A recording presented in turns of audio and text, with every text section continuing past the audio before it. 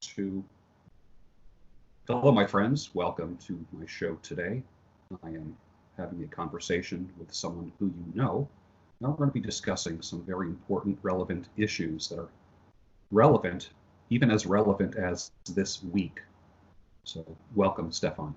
Thanks. It's a great pleasure to be here. Yeah.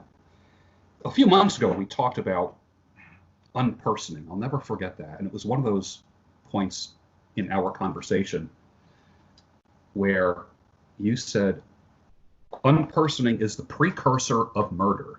And I just remember silence after that, and it was profound. Tell me what you meant by that. Sure. So we all have different ideas, opinions, arguments on the best way to organize society, the best way to allocate our scarce resources. The fundamental problem of existence and economics that human desires are infinite, but resources are very finite. How should they be allocated? We all decide this every moment of every day. How should we spend our time? Should I exercise or should I eat some Cheetos on the couch? I mean, we all make these kinds of decisions, and they're complicated and challenging decisions. And I'm very much of the opinion that no one has the right answer, because it's hard enough sometimes to find the right answer for ourselves, let alone our friends, our family, people we've never even met, a country of, 330 million or whatever. Nobody has the right answer as to how resources should be allocated, how people should spend their time, who's right, who's wrong. This is part of a social debate that we need to have. Now, if you're smart, you recognize the limits of your own wisdom. People who tend to be less smart tend to be far more confident. I used to call them, I still do sometimes, the period people. Like, it's just this way, period. But there's no period. There's no period in the run-on sentence of human dialogue. We all need to be engaged and involved in the conversation in order to try and find the best solutions to, pretty obvious and challenging social problems. Now, there are people, of course, out there in the world, that's an increasing number of them, it would seem, who are of the opinion that some arguments, some ideas, some facts, some reasons, some data, some evidence is blasphemy, essentially, to their worldview. And of course, the problem with the sort of modern woke culture, well, one of the many problems, is that with Christianity, you, of course, have the capacity, and in fact, you're kind of encouraged to question doctrine, to engage in theological debates. And the concept of blasphemy has largely been scrubbed out of Christianity over the past, 400 years, 300 years, sort of the end of the religious wars after the Great Schism that Martin Luther brought about. They tried this whole let's have absolutism, too complicated texts, and it just resulted in hundreds of years of religious warfare. Now, whether that killed off all the absolutists or people just learned painfully from the experience, the concept of wrongthink, of bad think, of blasphemy, of things which are unutterable in the public square has largely been scrubbed away in Christianity. But in leftist culture, in sort of socialist culture, communist culture, there are large categories of unspeakables. Now, and not a big fan of these particular ideas as a whole, but should they have the right to make their case? Well, I have to grit my teeth and say, I think it's horrible, but yes, because the best way to counter bad ideas is with better ideas. The best argument for bad speech is more speech, the best solution. But now, increasingly, there's just a whole lot of things that you get significantly punished for saying. In other words, you're considered to be almost evil by definition if you talk about various subjects or push back against various doctrines. And that is a problem, because if you silence someone, then you're saying you're so absolutely, completely, and totally certain that not only are they wrong, but that your fellow human beings don't have the capacity to determine their wrongness and push back against those ideas. In other words, they're kind of like an infection that could spread across the social landscape. Then you have basically turned that person into a kind of illness, a kind of disease, which there's no inoculation of rational thought or free speech that can protect people from. That is a very dehumanizing statement. And of course, what do we do with diseases? Well, in the long run, we try to eradicate them. And so that is a big problem. There are lots of ideas out there in the world I massively disagree with. And they should have the right to speak, and we should have the right to counter those arguments. But when you say to someone, your ideas are so bad and so dangerous, you cannot be allowed to speak, that is not a good situation, because it's not even a mistrust in the person who you want to silence. It's actually a foundational mistrust in everyone else. being so susceptible to this wrong think that somehow it's going to spread like wildfire. And of course, the big issue with that is, well, why aren't people taught how to think and be critical to the point where they can be exposed to bad ideas, terrible ideas, and see the flaws, see the problems, push back against them, reason against them, and so on? We're always trying to solve problems in society that have largely been created by terrible education. I mean, this is one of the things, like, why do you need a minimum wage when the government has been training kids for 12 years? Well, because the governments have been training kids in fairly useless abstract disciplines. They've been training them on how to believe there's no future because of climate change, and they've been training them to, be part of this hysterical woke culture. What they haven't been doing is training them in any marketable job skills or economically useful habits or disciplines or thoughts. They haven't been training them how to be an entrepreneur. They haven't been training them how to add value, how the economy works, how the market works, and all this kind of stuff. And so when kids come out of high school, they're kind of economically useless. But rather than say, well, we really need to revamp education because, in 12 years you can become a surgeon, but you can't earn more than $5 an hour in the free market. Come on. I mean, this is ridiculous, right? So rather than trying to deal with foundational issues, we're playing whack-a-mole with all these symptoms. If ideas are bad, obviously some people love what I do. Some people hate what I do. They think it's about me, but it's really just about the arguments. So for the people who think my arguments are bad or wrong or nasty or whatever, well, why do you fear people speaking ideas you disagree with? It's because deep down you get that people have become very reactive, not very rational, not very reflective, not able to handle data that goes against a lot of programming. So rather than fix schools and teach people how to think, instead they want to silence people, which is a confession that government education has completely failed. I was thinking about the little slogan for TED Talks, ideas worth spreading. And what occurred to me was it's more like the approved ideas worth spreading. Well, I mean, I guess one would like to see a list of ideas not worth spreading. And right. I'm a big, shine the light on. Now, shine the light. If people have malevolent, nasty ideas, I think that they should have the light shone on them. They should be given a public platform, not necessarily at taxpayers' expense, but they should be invited to make their case. I mean, we all know that muscles only work because of resistance. And we all know these, helicopter parent bubble kids, who are like, oh, I don't ever touch dirt and I never play outside in any kind of muck. And it's always wash your hands and wash your hands. And this is sort of prior to COVID. But your immune system, it needs a workout. Like, it needs exposure to things. You need to be out there in the world. You need to be exposed to bad ideas, to wrong ideas. I mean, for heaven's sakes. I mean, I grew up in a fairly leftist culture. I was in government schools. I was in fairly leftist universities and so on. And I felt that the exposure to that, I took an entire course on Marxism and other ideologies that I despise. Great. I mean, my exposure to those ideas did not turn me into, a Marxist, because I evaluated and it helped me sharpen my arguments and realize where I stood.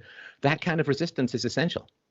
This is a sort of mark of an intelligent and civilized human being, is to be able to entertain opposing thoughts without believing them, and to be exposed to them and to work through them and to understand them without changing your own mind. It's called being the devil's advocate, and it's something that I learned in Debating 101 when I was in high school and in college on the debating team, which is you have to be able to argue both sides. You have to be able to inhabit ideas and arguments that you strongly disagree with. And if you can't do that, well, you can't actually have any great art, because then good people can't create a convincing villain. And so I just think that we lose a lot when we imagine that certain ideas are like pathogens and must be silenced. It really is confessing the weakness of people's capacity to listen and remain unmoved, but learn how to fight against a particular argument. I mean, what do virologists do when they want to create some sort of vaccine or they want to figure out how some disease works? The first thing they do is they get that disease and they study it like crazy. Now, if we were to say to epidemiologists or to virologists, well, you have to fight this disease, but you're never allowed to take a sample. You're never allowed to examine it. You're never allowed to look at its DNA. They'd say, well, then we can't fight it. Then you're just going to have to cross your fingers and hope for herd immunity. And so the idea that we can't fight things, the best way to fight is to not expose people to it. And that's kind of an old idea, too, because back in the day, you had a great deal of capacity to shut down opposing or dissenting voices, because, the sort of organs or the means of production of culture, the Hollywood and the TV studios and newspapers and all of that, well, they were generally under the control of a pretty small elite, and they could shut you out pretty effectively. And it's an old movie, what's it called, Conspiracy Theory, where the guy is like he photocopies and his little manifestos and so on, and puts them into people's mailboxes. And that's how it used to be and really was. But now you've got the dark web, you've got a wide variety of ways that people can exchange good and bad arguments, good and bad information. You can't shut it down. All you can do is take it out of the public discourse where it no longer has access to robust pushback. So again, it's really not a good idea. If there are bad ideas, bring them out. Let's get the herd immunity of talking back against them. But silencing them, it creates two separate societies that don't talk to each other, and that can lead to pretty big schisms down the road. Yeah. I was thinking about when you're talking about virology and stuff. When you get your blood work done, one of the things they check is the white blood cell count. And every day, if you went and got your blood tested every single day, that white blood cell count would be different every day because your body is always fighting something. What your body is fighting might kill somebody else. So our bodies are adapting all the time biologically, and that's why we have this varying white blood cell count. What would be the intellectual, mental equivalent of white blood cells? Well, it's really reason and evidence. We don't do well as a species when we drift too far from the truth. And we have a unique capacity to train ourselves into what is not empirical. I mean, it's our greatest strength and our greatest weakness as conceptual beings, right? So we can understand gravity infinitely better than a chimpanzee. Right? A chimpanzee knows that things falls, know that he falls, can sort of swing from tree to tree and catch fruit as it falls. So he understands gravity at an empirical level. Right? A dog, you throw a frisbee, the dog can do all of that physics calculation in his head, can jump at just the right spot, can catch the frisbee. So a dog has an empirical and instinctual understanding of gravity, of heat, and it's too hot, I got to pant and I got to go get a drink or whatever it is, right? So most animals understand the world at a direct and empirical level. And we have the capacity, though, to abstract something like gravity, to turn it into a universal principle, to end up understanding that the stars operate on gravity, that the planets in the solar system, we can then not just catch a ball like a dog, but we can send a spaceship to past Jupiter, right? Because we understand gravity at a very abstract level. In other words, we reject the evidence of our senses to gain universal truths about nature, right? I mean, we all know that the world looks pretty flat. We can really understand why people believed for so long that the world was flat. We understand that the moon and the sun look about the same size. And we understand that from our perspective, the world has particular characteristics. It looks like we are stationary, and the sun, the moon, and the stars revolve around us, which, of course, is what people believed for tens of thousands of years before we learned better. So from our immediate empirical understanding, we can process the world that's right in front of us, but we can't understand the principles of the universe. We can't understand physics or chemistry or biology and so on, right? We don't have direct evidence of evolution, but there is lots of indirect evidence of evolution. And so I think that our capacity to deny the evidence of our senses is our greatest strength, because then we say, oh, the moon and the sun are different sizes. And it's not that they rotate around, well, not that the sun rotates around us, but that we, in fact, rotate around the sun. And we can, through the process of rejecting the evidence of our senses, we can end up sending a probe to Mars. Fantastic. But our capacity to deny the evidence of our senses is also a great weakness, because we can talk ourselves out of common sense and into some truly crazy situations in, like the old, we see all this, I say it's propaganda, but I have some sympathy, of course, right? You see these pictures all the time, which is some guy, he's living in a cardboard box at the bottom of a very tall office tower, right? And this strikes us immediately, like at our sense data. It's like, well, that's just wrong. How can there be enough wealth to build a beautiful giant office tower, but not enough wealth to help the guy who's living in a cardboard box?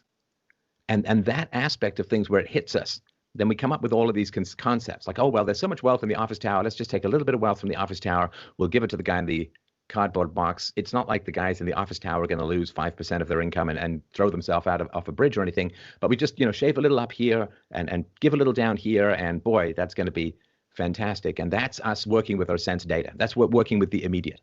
That's like us trying to throw a tennis ball up and have it go to Mars. Like, it's just not going to work because it breaks the principle. The principle of property rights is the only reason why the office tower exists. And once you start violating property rights, and of course, charity is not a violation of property rights, perfectly voluntary and all that. But once you start violating property rights, you end up bleeding off the creation of wealth that you need to help the poor. And you also end up paying people to be poor, which creates a huge incentive for people to be poor. And this is why the welfare state not only has not solved the problem of poverty, but has made it much worse because it's a violation of principle.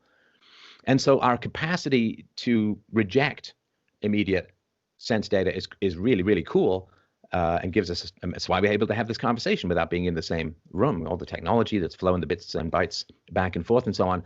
But our capacity to reject sense data also has us deal with abstractions that are very destructive to us. Like, oh, well, let's just give a small group of people power over our property and they'll just make the world a paradise. And that's taking, in a sense, the immediate sympathy nerve that's stimulated by seeing poverty in the midst of wealth, abstracting it to a principle that ends up destroying the very wealth that we need to help the poor. Some people are poor by choice. I mean, think of a monk. Or, once I took off almost 18 months from my business career before I became a public philosopher, I took 18 months off to write novels. I took writing classes. I had an agent and all of that. Okay, so my income was very low during that time, but I wouldn't say that I was involuntarily poor. I just made that kind of choice. People give up income to go to university. They give up income to have children. I mean, so some poverty or some loss of wealth is perfectly voluntary. Some people, of course, are just having a very bad series of events, and we should really, really help those people. And other people are just plain crazy. And knowing what to do with crazy people, well, there used to be a way. We used to know what to do with crazy people, which was to put them into mental institutions. But unfortunately, communists took over and decided to dump them into society as a way of destabilizing the system as a whole. But poverty is a very complicated thing, and you can't just take money from people, give money to other people, and think you've solved the problem. So I am always very concerned when people take immediate sympathetic sense data, like, oh, there's a poor guy amidst all this wealth, and then use it to abstract principles that violate foundational morality, which is really the root of redistributionist welfare states, socialism, communism, fascism, you name it. Let's talk about silencing. You know a little bit about that. I used to say that in medieval times they would pull the tongues out of people, put hot pokers in their mouths, they would split their tongues. We're not doing that today to people, but we are silencing them, so to speak, by banning them, limiting other people's access to them. What are your thoughts about that? And tell us about your recent experience with that. Oh, yeah. I mean, there's been a bunch of them recently, and YouTube, of course. I think it was just Monday as sort of the most recent one. And it's a challenge. I mean, I believe that speech that is legal should be supported. Speech that is legal. I mean, incitement to violence, direct incitement to riots and death threats. Okay, I get all of that, and I'm down with all of that. Not, of course, that I've ever indulged in anything, even within the ballpark of that kind of horrible speech. But I think that speech that is legal should be permitted. And unfortunately, though, a big crack in principle has been that if your speech upsets people, then somehow it's bad speech. Now, what this, of course, has done is it changes the entire dynamic of free speech when you allow offense to silence people, because what you're doing is if somebody disagrees with you, but either can't disprove you or doesn't have the ability or chooses not to engage, how do they silence you if they want you silenced? Well, what they do is they say, that's offensive, that's upsetting, that's problematic, that's whatever, it's racist or whatever. And so rather than engaging with perfectly legal and, in my case, rational and empirical speech, people then say, I'm very upset. You're weaponizing an emotion. And weaponizing an emotion, like anti-Semitism, we saw where that went in Germany, right? Weaponizing an emotion where the various sectors within Rwanda ended up hating each other. When you weaponize an emotion, you are giving a great deal of power to the most primitive and manipulative aspects of human nature. Rather than our higher capacity for reason and debate and evidence, you are basically allowing tantrums and upset to dictate speech. That's a terrible idea, because those people who want to weaponize tantrums are kind of the last people you want in control of free speech. I mean, I think their tantrums should be perfectly legal and should be able to express their tantrums, and they should be able to cry and rage and get upset and speak all of that sort of stuff. But boy, when we weaponize emotions, we're basically giving prejudice a gun. And that is really, really a bad precedent. And all we're doing is also creating the incentive for people to just even pretend that they're upset and outraged and hysterical and so on. It's really, it doesn't work in parenting. Like if you don't give your kid a candy bar if your kid has a meltdown in the store. If you go to the store and you say, well, like in my family, we don't have any sugar on weekdays, maybe a little bit on the weekends. So weekdays, if we go to the store, if my daughter, like she never did, but if she had a tantrum, she wants a candy bar and it's a Tuesday and we've already agreed to these rules, you don't get her a candy bar. I mean, you just buy yourself peace in the moment, but you guarantee that every time you go to the store, she's going to have a meltdown and it's going to be harder and harder to resist every single time. You can't do that as a parent. You can't allow yourself to be bullied in the business world. You just can't allow these things because it's really bad for the people who are weaponizing their own emotions as well. It's called enabling, right? Like you don't buy a drunk a drink and you don't indulge the emotional manipulations of hysterical people. It's a very bad idea. It just buys you some temporary peace, but it escalates things down the road. So I'm very much against the weaponizing of emotions. I very much enjoy emotions. They're kind of the reasons happiness is an emotion, and that's the entire purpose of philosophy, is to bring you happiness, which is a feeling, not a thought. And so I'm very, very big fan of emotions. I'm not sort of one of these logical Spock guys who's like, human emotion, how fascinating, right? I'm very big fan of emotions, but you simply can't allow them to be weaponized in this kind. I mean, obviously you can because people do, but it's a very bad idea. It's like this concept of hate speech. Speech you hate is not hate speech. Something that you find offensive or upsetting or angers you or frightens you or something like that, those are just emotions. You can't take your emotions and just magically attach them to somebody else's speech or intentions. Otherwise, every time you felt nervous around someone, you could just punch them and say, hey, man, it felt like he was assaulting me. It's like, that's not how we can make decisions. Yeah. Just because you feel something does not give you the right to violate other people's freedoms. Like, I mean, if you really feel like you want your neighbor's car, that doesn't mean that you can go and steal it. You're feeling your desire. Just because you don't like someone doesn't mean that you can go and punch them or silence them. We got to have that clear divide between our feelings and our rights. And the more those two get mixed up in together, usually the worse things get. I am finding that a lot of division is not, a lot of the accusations that people are receiving, especially in the past year, in the world, in the United States, in the Western world, is for what people are thinking, not necessarily what they're doing. I was getting day-to-day commentary from Agnieszka in Poland, and of course they just had their first presidential election. They'll have it again in 2 weeks. And the party that is opposing President Duda, all of their arguments are very emotional, very little fact-based. It's very emotions. It's how you feel about things and the issues behind these feelings. And I'm seeing the country fight back against this emotionally driven presidential campaign. In the United States, I'm seeing that as well. I can get assaulted from wearing a red hat that has certain words on it.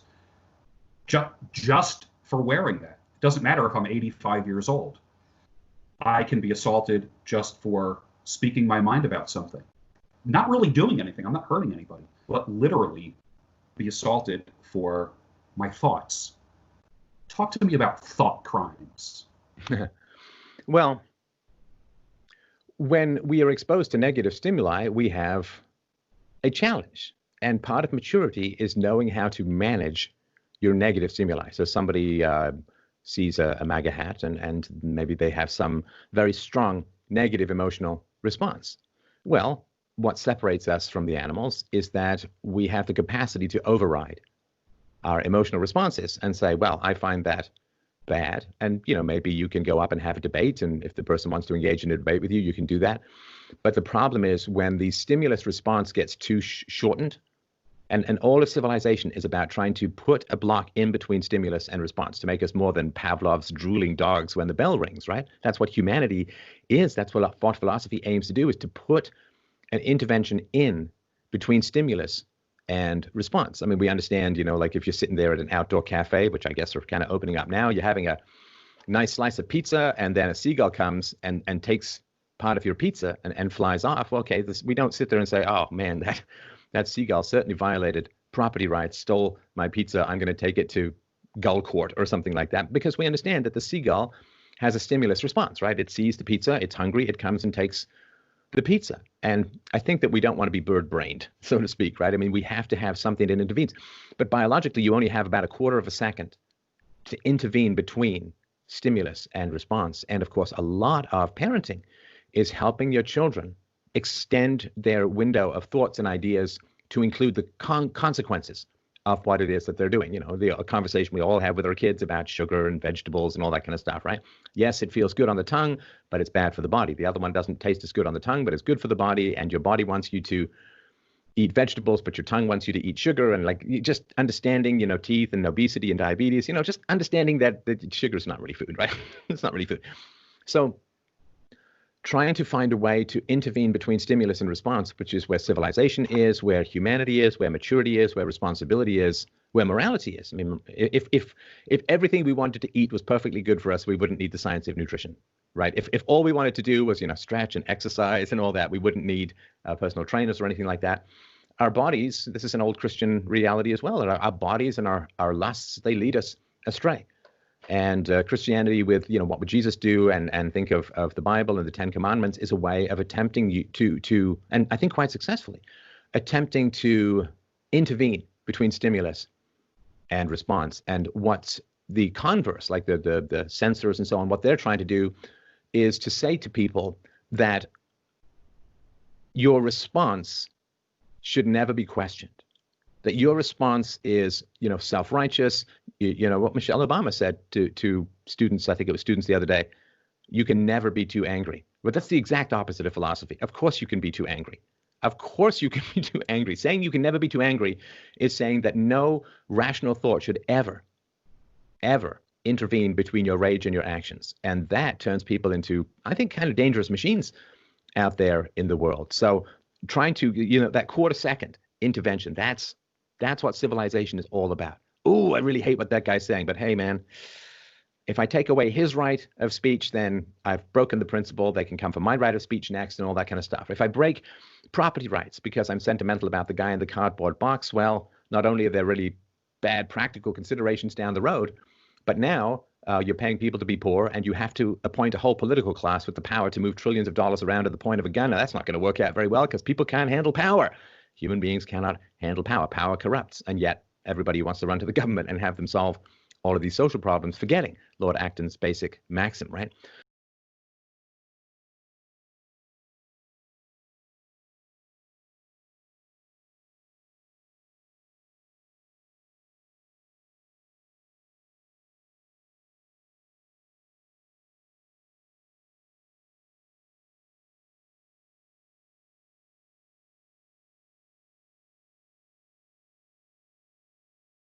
So that moment of stimulus response, when I was a kid, you really be skeptical of your stimulus response. It's not like your body is the devil. I mean, but especially when people have programmed you. So the people who've programmed you to have stimulus response, like, I don't know, I hate Trump, I hate capitalism, I hate whites or whatever, right? People who've programmed you to have that stimulus response, the last thing they ever want is for people to intervene in that quarter second and say, whoa, whoa, whoa, whoa. Is that right? Is that true? Are your emotions justified?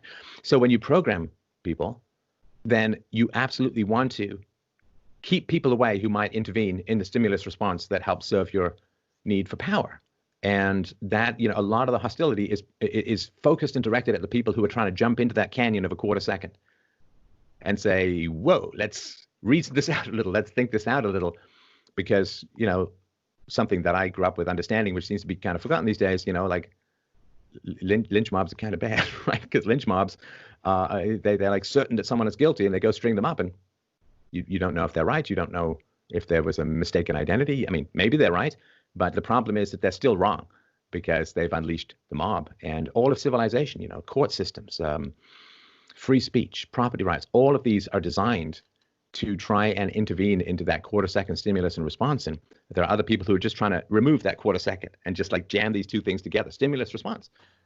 I spoke this morning, I did a talk on groupthink, and I called it the insanity of groupthink. I wouldn't let someone use my kidneys, my stomach, my eyes, but I'm letting people use my brain. I'm giving people space. The old Rush lyrics, his mind is not for rent to any god or government. which I love those lyrics. Talk to me about groupthink. Well, they're antonyms. It's like group digestion. You can't have it. You simply can't have it. It's like, yeah, as you say, nobody can directly see through my own eyeballs, at least while I'm still in possession of them. But there is no such thing as groupthink. All the group can do is frighten you into compliance, and then you lose your identity. And I've often sort of thought, like, why am I such a staunch individualist? And to me, it's similar as to why people in America who are Romanian in descent are currently freaking out at the moment, because they're concerned that the communist coup that's underway in America could end up with a situation similar to Romania. And it's not like there's a whole bunch of places in the world left to run to that are free of this kind of influence. So I think it has a lot to do with the fact that when I was growing up, both in school and particularly at home, I was not allowed to think for myself. If I thought for myself, my mom would get angry and she'd always say to me, but don't think. It's like, but if I don't think, I don't exist. Because thinking, we all have sexual urges. We all get hungry. We all get sleepy. We all get thirsty. At that level, at the level of the mere body and the lizard brain, no lizard is an individualist. I mean, they're all kind of the same in terms of their stimulus and response. So what is it that makes us ourselves? What is it that allows us to individuate? What it has to be, independently evaluating reality and coming to our own conclusions. Now, our own conclusions are either programmed or emotional or rational. Now, programmed and emotional are usually two sides of the same coin. So, it's either Kirk or Spock, so to speak, right? We either come to our conclusions emotionally, which is going to be in common with everyone else, and therefore we're not ourselves, we're not individuals, or we're going to think for ourselves, reason for ourselves, and try to come to some accurate representation of the world that is. And simply responding at an emotional level is not the same as being yourself. It's really being hijacked and controlled by external others who've usually laid in the stimulus response mechanism to the exclusion of your actual personality. To become ourselves, we must think. To join the group is to simply cease to exist at an individual or personal level. Our body may continue, like the zombie metaphor, right? Like the brains are gone, but the body's still walking around. I mean, there's a reason why, as collectivism rose in the West, so did the prevalence of zombie movies, because, it's kind of like the world we could be seen as living in these days. Yeah. It's funny, you mentioned individuation. I did a talk on that a couple days ago. And for over 2 decades, I was a psychotherapist. I taught in 5 colleges. I had a private practice. I did psychotherapy 2 to 3 nights a week after my full-time therapy job. And individuation is when that child breaks away from mother and father, and I can tell when that break is happening. Problems happened when I couldn't tell where the mother stops and the child starts. In groupthink, what we're experiencing now, I can't see where the group stops and the individual starts. There's this collectivism that is just leaving me. It's blowing my mind, watching all of this membership in this groupthink and everyone flashing their membership card on social media, which varies from week to week. They're everything from posting various colors on Instagram to saying certain things and hashtagging certain things. I can't tell where the mob starts and the individual begins.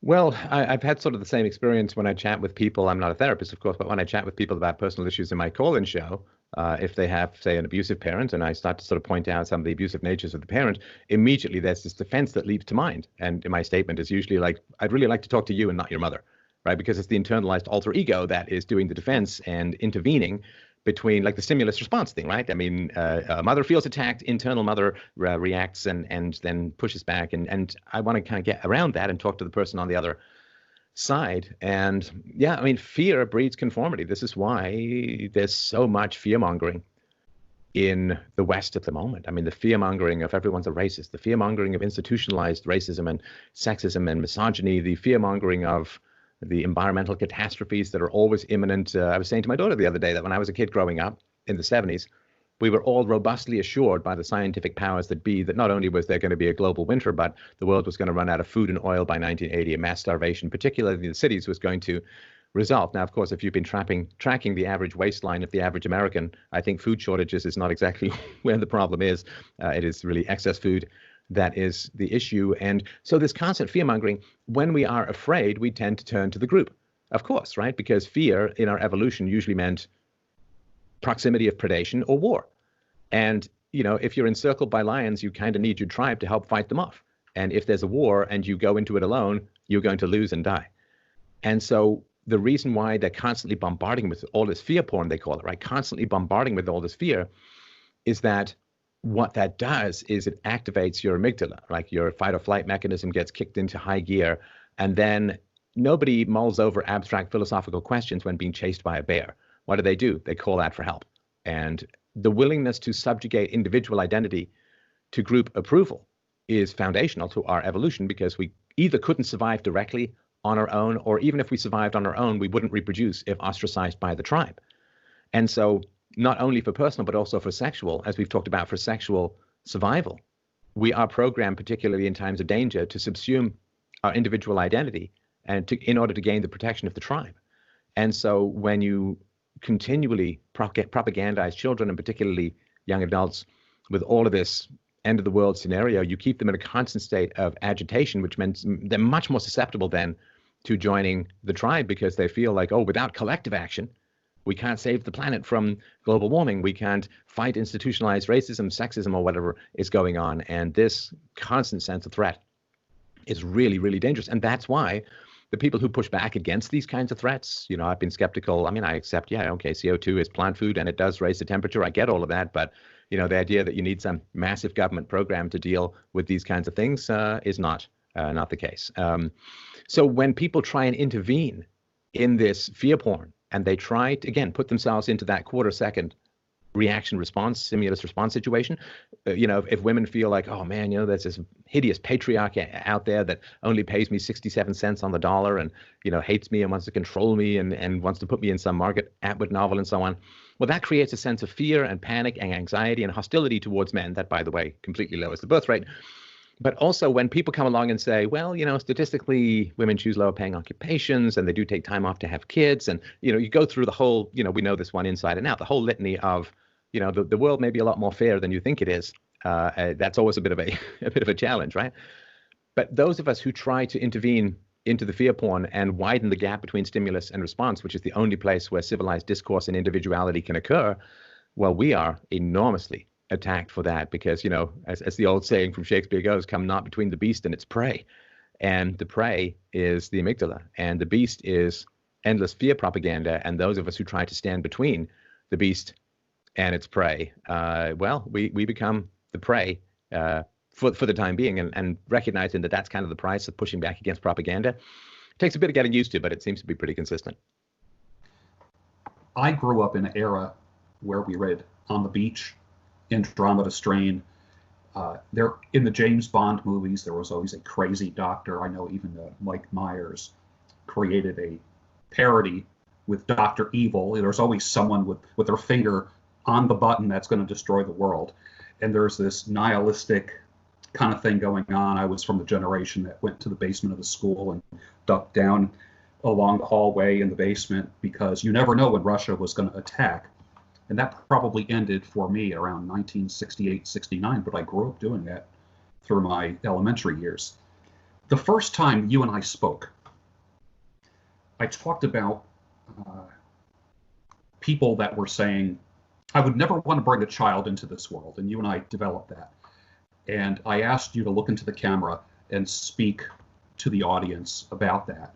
And you gave this wonderful timeline of world history within just a couple minutes, basically saying there's never been a perfect time to have children. Give that speech again for my audience. And it's funny too, because my first impetus for this came from a sitcom, WKRP in Cincinnati, back in the 80s, right? This Arthur Carlson, I think was his name, was this old guy, knocked up his middle-aged wife, and they were discussing whether to have the child or not have the child or give it up for adoption. And he said, these are troubled times. And she said, people have been saying that for 5,000 years. And it's true. Absolutely true. If my grandparents had decided that the world was too dangerous to have my mother, who was born in Germany in 1937, I wouldn't be here. So for everyone who is here, who lives, who tastes the sweet nectar of oxygen every moment of every day, who has the capacity to think and reason and feel and argue passionately for the truth and what's right. You're only here because your parents and your grandparents, your great-grandparents, all the way back to the primordial ooze, decided to say, screw danger, we choose life. Screw risk, we choose children. Don't let bad people take away the greatest joy in life, which is the creation of life. There is no joy without life. There is no happiness without life. In the human context, I'm sure a lion feels some savage satisfaction when it rips the head off a zebra, but in terms of genuine, aesthetic, philosophical, deep moral joy, that does not exist without human beings. And if you let the evildoers and the fearmongers strip you of your capacity to have children, to create life, you're taking a 4 billion year relay race and dropping it because you think you hear something in the woods. We have amazing communications technology. We're able to have this conversation and share it with what will eventually be hundreds of thousands or millions of people. We've never had a greater chance or greater capacity to fight for virtue. And for those of you who are younger who don't know what it was like beforehand, before the internet, I've lived both sides of the equation. I've known what life is like before you had mass communications in a real, practical, vivid sense. And I thank the stars and the gods of capitalism every day that we do have this capacity. So when you've been given the biggest weapon, why would you run away from the smallest war? When your ancestors faced far greater foes with far lesser weapons and decided to fight and bring you into the existence, do not fail them. Do not fail life. Do not fail your own capacity for happiness. And do not spit at the struggle of 4 billion years that culminates in you by refusing to pay it forward. And it will bring you not only great joy, but great courage. See, the reason they don't want you to have children is that you won't think about the future and you'll have less to fight for. Children are arms, in a way, because they give you something very powerful to fight for. And so they're just weakening you, turning you into a dead-end, hedonistic, full stop on the lengthy sentence of your lineage. Don't let them do that. Don't let them take from you the joy of cuddling a baby and getting up in the middle of the night to make sure they're okay and helping them ride their first bike and take their first steps and teach them how to swim and teach them about the world and be challenged and have them be skeptical of you in their teenage years and eye roll and all of that incredible development. You know, there's this old story about Atlantis, right? There's a city that sank into the sea. Think of that in reverse. Think of looking at an ocean, it's perfectly calm, seeing some bubbles, and then seeing an entire city rise up from nothing. That is what it's like watching your children's brains develop. You're watching something that appears, but comes from nothing, a sperm and an egg. And from that, you get the most amazing uprising of a shining city of creativity and thought and independence and challenge. And what an incredible journey that is to be on. Don't give that up because people are trying to get you to give up your capacity for rational thought and happiness, and the stimulus is danger, and your response is genetic death, infertility, growing old, dying with regret, and being forgotten in history, having nobody who remembers you 20 minutes after you're dead. Don't take that path. Don't let them rob you of your birthright, literally.